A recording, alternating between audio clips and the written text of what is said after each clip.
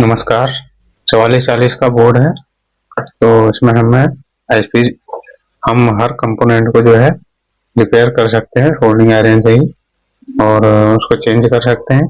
लेकिन जब आईसी का नंबर आता है तो फोल्डिंग आयरन से या फिर डिसफोल्डिंग वायर उसका यूज करते हैं।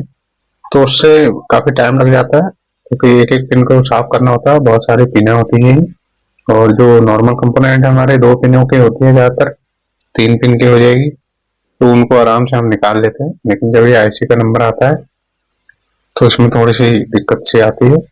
डिसोल्डिंग पंप है जो इलेक्ट्रिक है, और विदाउट इलेक्ट्रिक भी है, लेकिन वो इतना यूजफुल नहीं है, वो भी यूज करा हमने। तो ये हमने लगाया पिन पे और ऐसे कर दिया बाहर को, तो ये हमारा खाली हो गया पिन। दूसरी वाली पिन पे कर